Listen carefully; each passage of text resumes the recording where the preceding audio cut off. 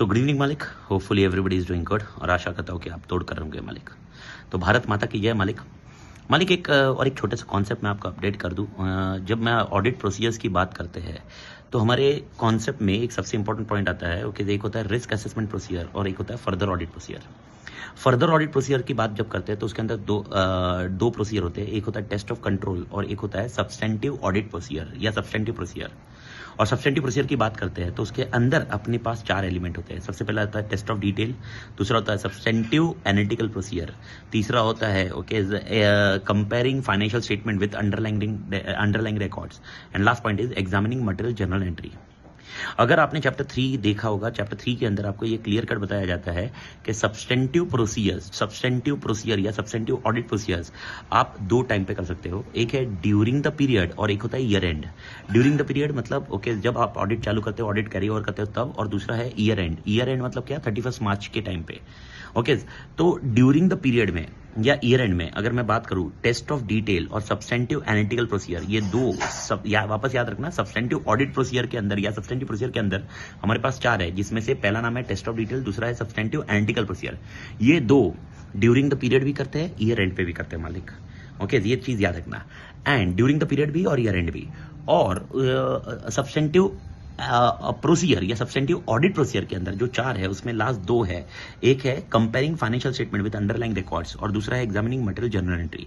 ये लास्ट 2 है ना, ये लास्ट 2 हम ईयर एंड पे ही करते हैं। ये ड्यूरिंग द पीरियड में हो ही नहीं सकता। हम फाइनेंशियल स्टेटमेंट यानी फाइनेंशियल P&L बैलेंस शीट को हमको कंपेयर करना है बुक्स ऑफ अकाउंट से। अब कब कंपेयर कर पाओगे? जब बुक्स ऑफ अकाउंट्स फाइनलाइज होगी और फाइनेंशियल स्टेटमेंट बनेंगे तभी कंपेरिजन होगा ना मालिक। तो इसीलिए ये लास्ट वाले 2 और examining material journal entries JVs pass करते हैं। ईयर एंड की जेवीज होती है मालिक। ये सब ईयर एंड पे होता है। तो सर ये खासकर क्यों मैं आपको ये वीडियो में खासकर क्या समझाना चाहता हूँ, मैं आपको ये बताना चाहता हूँ कि ये तो एक कॉन्सेप्ट हुआ। यानी अगर मैंने आपको पूछा सब्सटेंटिव ऑडिट प्रोसीजर या सब्सटेंटिव प्रोसीजर कब करते हैं, तो आप याद रखना ये 2 टाइम करते हैं। सबसे पहला पॉइंट है ड्यूरिंग द पीरियड और year and. During the period और ईयर एंड समझ में आया। और अगर आप इसका मेन कॉन्सेप्ट देखोगे तो अगर आप बात करोगे ऑडिट प्रोसीजर में 2 प्रोसीजर है। एक है रिस्क असेसमेंट प्रोसीजर और एक है फर्दर ऑडिट प्रोसीजर। और फर्दर ऑडिट प्रोसीजर में 2 पार्ट है, एक है TOC और एक है सब्सटेंटिव ऑडिट प्रोसीजर। तो मैं ये सब्सटेंटिव ऑडिट प्रोसीजर की बात किया। अब अगर मैं बात करता हूं एनालिटिकल प्रोसीजर कब करते हैं, तो एनालिटिकल प्रोसीजर आपको समझना होगा। एनालिटिकल प्रोसीजर अभी अपन नाम सुना, analytical procedure substantive analytical procedure का हिस्सा है मालिक, 100% है।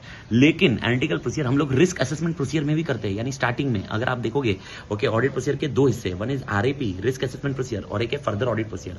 तो रिस्क असेसमेंट प्रोसीजर के अंदर भी हम लोग एनालिटिकल प्रोसीजर करते हैं और फर्दर ऑडिट प्रोसीजर में हम लोग वापस 2 में डिवाइड करते हैं, TOC and substantive audit procedure. उसके अंदर हम वापस TOC और सब्सटेंटिव एनालिटिकल प्रोसीजर करते हैं। तो याद रखिए when we are discussing about, अगर मैंने आपसे पूछा सब्सटेंटिव प्रोसीजर कब करते हैं तो आपका आंसर रहेगा 2 time, during the period, year and. मैं अगर बोलता हूं एनालिटिकल प्रोसीजर कब करते हैं तो आपको आंसर याद रखना है, गलती से कंफ्यूज मत होना। एनालिटिकल प्रोसीजर कब करते हैं, एक है प्लानिंग स्टेज पे और एक है टेस्टिंग स्टेज पे। इवन फाइनलाइजेशन स्टेज पे ये भी करते हैं हम लोग। लेकिन मेन 2 स्टेज याद रखना, एक होता है प्लानिंग स्टेज और एक होता है टेस्टिंग स्टेज। जब हम लोग फर्दर ऑडिट प्रोसीजर करते हैं that is called testing stage. और जब हम RAP करते हैं, रिस्क असेसमेंट प्रोसीजर, हम लोग पता करते हैं किसमें रिस्क ज्यादा है किसमें रिस्क कम है, that is called planning stage. तो अगर एग्जामिनेशन में क्वेश्चन आता है एनालिटिकल प्रोसीजर कब किया जाता है, तो ड्यूरिंग द पीरियड और ईयर एंड मत बोलना। ड्यूरिंग द पीरियड और ईयर एंड तो वो सब्सटेंटिव प्रोसीजर का हिस्सा ही है, but that is called testing phase मालिक, टेस्टिंग एंड फाइनलाइजेशन फेज मालिक। समझ में आया? तो जब आपको पूछा जाए एनालिटिकल प्रोसीजर कब किया जाता है तो आप याद रखना timing of analytical procedure is planning stage, testing stage and even final stage में भी किया जाता है। फाइनल स्टेज मतलब ईयर एंड पे। तो लॉजिकली तो प्लानिंग स्टेज मतलब जब हम RAP करते हैं, टेस्टिंग जब हम सब्सटेंटिव ऑडिट प्रोसीजर करते हैं which is during the period also and year end also. इसीलिए planning, testing and final stage. और अगर मैं आपको बोलूं सब्सटेंटिव प्रोसीजर कब करते हैं तो आप याद रखना during the period and year and. Bharat माता की जय मालिक, तोड़ मालिक।